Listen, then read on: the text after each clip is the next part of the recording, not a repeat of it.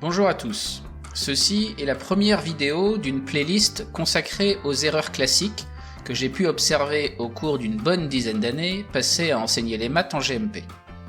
J'ai choisi de commencer par ce que je considère comme la principale source d'erreur pour un grand nombre d'étudiants, à savoir le fait que certains veulent trop souvent balancer le résultat en une ligne en faisant une ou plusieurs étapes de tête.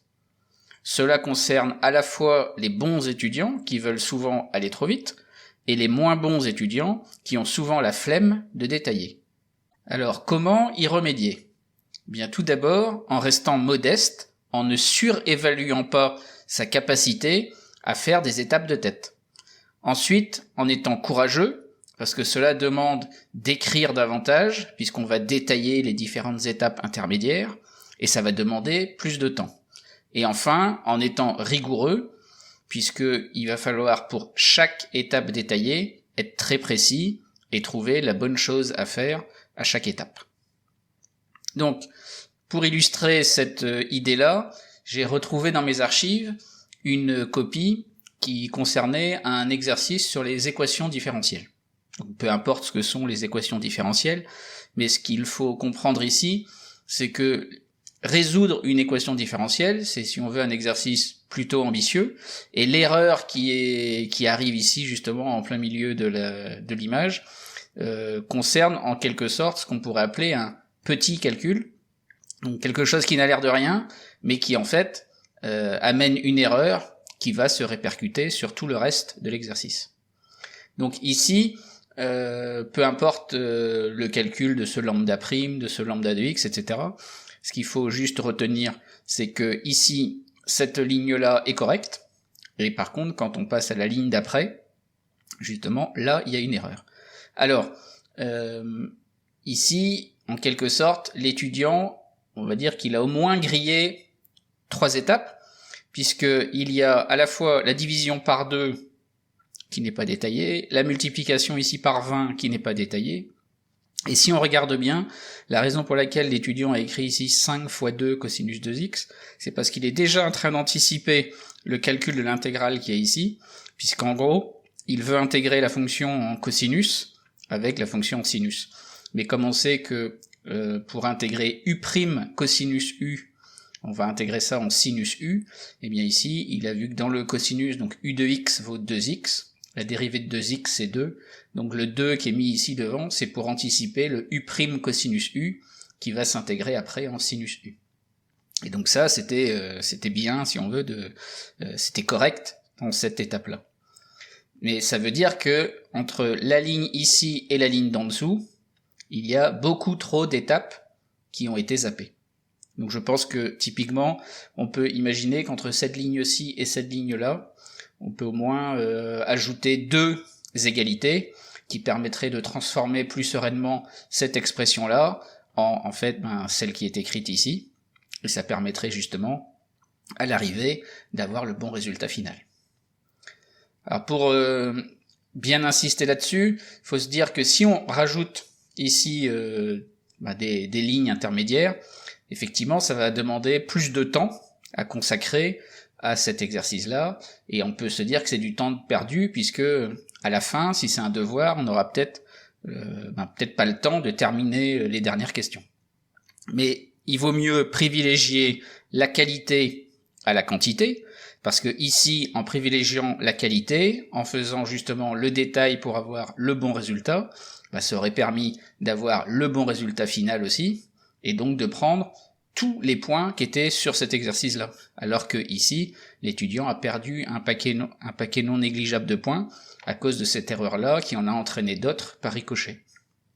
Passons maintenant à 2 exemples de situations pour lesquelles il est fortement conseillé de détailler les différentes étapes intermédiaires pour éviter toute erreur. Commençons par cet exemple-ci. Donc on donne t égale 2x moins 3 sur 5, et on cherche à exprimer x en fonction de t. Il faut donc chercher à isoler x petit à petit dans cette égalité. On commence par multiplier par 5 des deux côtés, ça nous fait une première étape.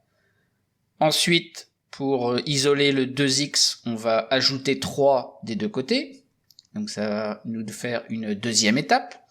Et enfin, pour isoler le x ici dans le 2x, on décide de diviser par 2 des deux côtés du signe égal pour obtenir x égale 5t plus 3 sur 2. Ce qui nous fait une troisième étape. Donc, lorsque l'on est en TD ou en devoir, il faut prendre l'habitude d'écrire ces 3 étapes et de pas uniquement faire de tête les 2 premières pour finalement donner le résultat final. Et même si pour certains ça paraît un peu exagéré de devoir détailler ça, il faut se dire que détailler les étapes, ça donne l'habitude d'avancer pas à pas. Et lorsque la situation est plus compliquée, eh bien on va avoir plus de facilité à séparer le problème en plusieurs petites étapes intermédiaires, chacune étant plus facile à gérer. Donc ça, c'est vraiment une bonne habitude à prendre. Regardons maintenant un deuxième exemple classique sur lequel il est presque facile de se tromper si on ne détaille pas. Il s'agit des calculs de dérivées. Donc là, je donne un exemple d'une certaine fonction, là. Donc on constate tout de suite que f de x est un produit de deux fonctions, hein, c'est 3x carré moins 2x plus 1 multiplié par 2 cos 5x plus 3. Et donc si on veut dériver cette fonction, on doit utiliser la formule de dérivation du produit u fois v. Et bien plutôt que de partir direct sur f' de x égale et on applique directement la formule de dérivation d'un produit, il est préférable de d'écrire qui est u de x d'abord, puis qui est v de x. Ensuite, en se concentrant uniquement sur u de x, on va aller calculer la dérivée, donc u' de x. En regardant uniquement v de x, on calcule la dérivée v' de x. Et c'est uniquement dans un deuxième temps qu'on va aller chercher f' de x, en appliquant évidemment la formule de dérivation d'un produit, et en remplaçant chaque élément par ce qu'on a trouvé juste au-dessus. Ça, c'est très important parce que lorsqu'on fait une étude de fonction, la première étape, quasiment, c'est de calculer la dérivée. Et si on se trompe sur le calcul de la dérivée, eh bien, tout l'exercice, toute l'étude de la fonction peut tomber à l'eau. Donc, il vaut mieux, entre guillemets, perdre un peu de temps au début pour justement écrire les différentes étapes intermédiaires ici et assurer, en quelque sorte, le résultat de la dérivée. Et comme ça, on peut enchaîner plus sereinement sur tout ce qui est tableau de variation, équation de la tangente à la courbe, éventuellement calcul de dérivée seconde, etc.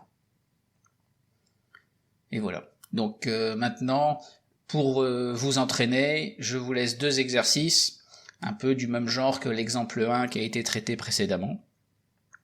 Donc je vous laisse mettre la vidéo en pause pour vous entraîner justement sur ces exercices-là, et dans un instant, je donne les réponses.